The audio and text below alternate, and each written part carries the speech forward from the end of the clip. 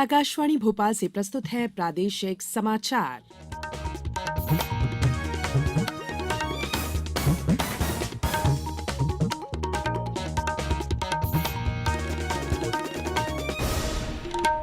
नमस्कार, समाचारों के साथ मैं संयुक्ता बैनर्जी।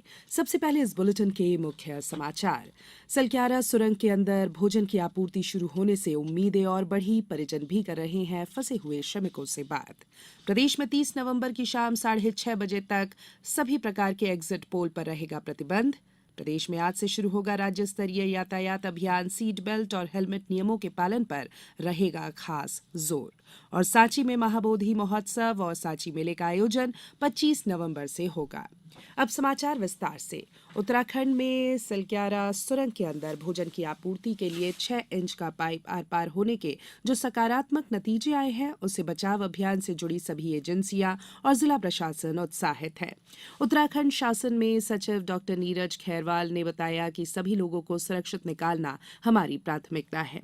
उन्होंने कहा कि सभी एजेंसियां 24 घंटे काम कर रही हैं, सभी कार्य तेज गति के साथ किए जा रहे हैं।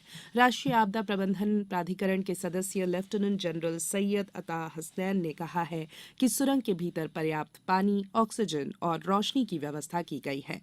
फंसे हुए श्रमिकों के परिजन वहां लगाए गए पाइप के जरिए अपनों से बात भी कर रहे हैं। प्रदेश में अभी विधानसभा निर्वाचन की आदर्श आचरण संहिता प्रभावशील है। मुख्य निर्वाचन पदाधिकारी अनुपम राजन ने बताया कि आदर्श आचरण संहिता के दौरान 30 नवंबर की शाम 6:30 बजे तक निर्वाचन के संबंध में किसी भी प्रकार के एग्जिट पोल का आयोजन नहीं किया जा सकता।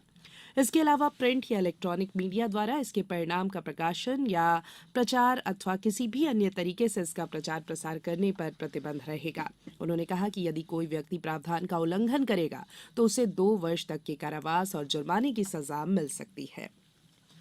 भिंड जिले के अटेर विधानसभा क्षेत्र के ग्राम किशुपुरा में मतदान केंद्र क्रमांक 71 पर कल शांतिपूर्ण तरीके से पुनर्मतदान कराया गया।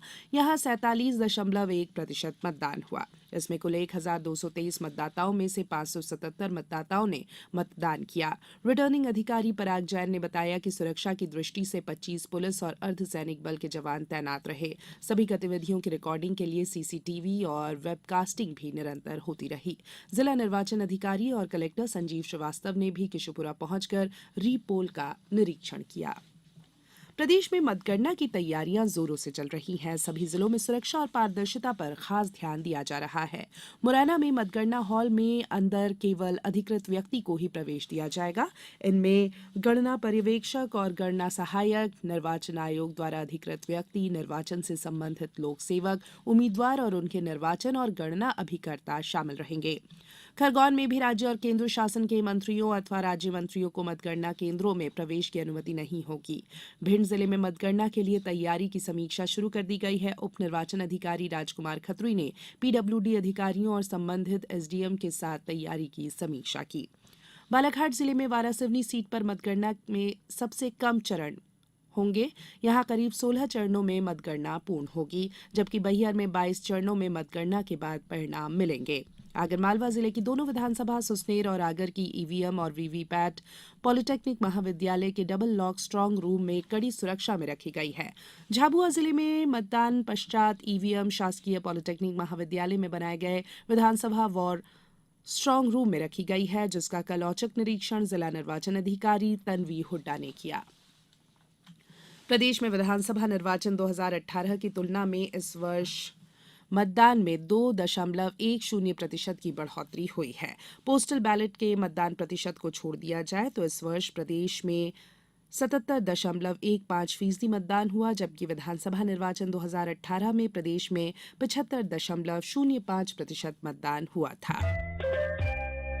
ये समाचार आप आकाशवाणी भोपाल से सुन रहे हैं। हमारे समाचारों को अब आप कभी भी और कहीं भी अपनी सुविधा के अनुसार सुन सकते हैं। ये समाचार बुलेटिन यूट्यूब, ट्विटर और फेसबुक पर AIR न्यूज भोपाल पेज पर सुने जा सकते हैं। इसके अलावा आप हमारी वेबसाइट newsonair.com पर या AIR न्यूज ऐप पर भी समाचार सुन सकते हैं। ब्रेक के बाद बुलेटिन में एक बार फिर आप सभी का स्वागत है। प्रदेश में आज से यातायात नियमों के पालन के लिए राज्य स्तरीय अभियान शुरू होगा। इसके अंतर्गत प्रदेश में हेलमेट और सीट बेल्ट लगाने की अनिवार्यता के लिए अभियान चलाया जाएगा। मध्य प्रदेश हाईकोर्ट के निर्देश पर संचालित ये अभियान 50 दिनों तक चलेगा। अभियान के अंतर्गत लोगों को ट्रैफिक नियमों का पालन करने की हिदायत दी जाएगी। नियमों का पालन नहीं करने वाले वाहन चालकों को नियमानुसार जुर्माना देना होगा। प्रधानमंत्री नरेंद्र मोदी 23 नवंबर को संत मीराबाई जन्मोत्सव में शामिल होने के लिए मथुरा जाएंगे। इस कार्यक्रम का आयोजन संत मीराबाई की 525वीं जयंती के उपलक्ष्य में किया जा रहा है। कार्यक्रम के दौरान प्रधानमंत्री संत मीराबाई के सम्मान में एक स्मारक डाक टिकट और एक सिक्का भी जारी करेंगे। डिंडौरी जिले में कल देव उठनी एकादशी पर बाल विवाह रोकने के लिए प्रशासन ने तैयारियां शुरू कर दी है। ऐसे आयोजनों पर अंकुश लगाने के लिए लोगों को जागरूक किया जा रहा है।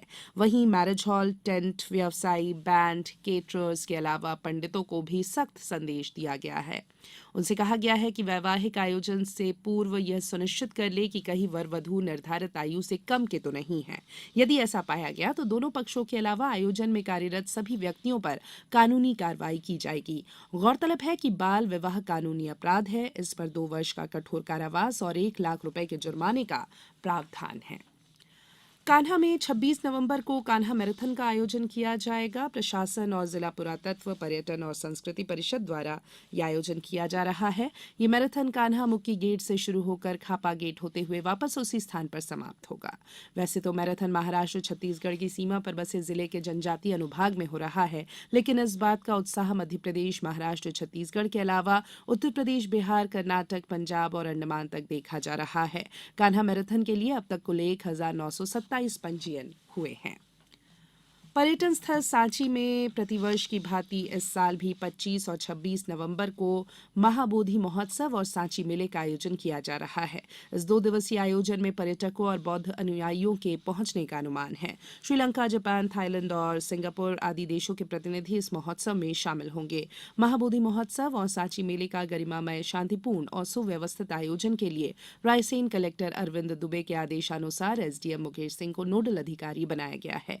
गौरतलब है कि महाबोधि महोत्सव की शुरुआत वर्ष 1952 में नवंबर के अंतिम रविवार को सांची के बौद्ध स्तूप परिसर स्थित चैतन्यगिरी विहार मंदिर के लोकार्पण समारोह के रूप में हुई थी।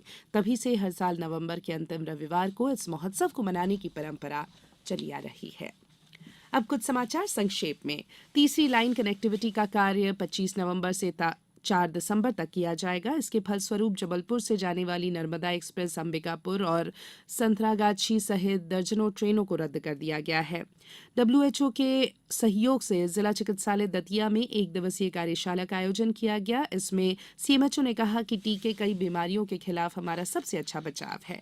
स्वास्थ्य और परिवार कल्याण मंत्रालय द्वारा राष्ट्रीय गुणवत्ता आश्वासन मानक कार्यक्रम के तहत किए गए आकलन में जिला चिकित्सालय कटनी के 19 विभागों के मूल्यांकन के आधार पर अस्पताल को रिकॉर्ड 88% अंक और मुस्कान कार्यक्रम के तहत जिला चिकित्सालय को 92% अंक प्राप्त हुए हैं।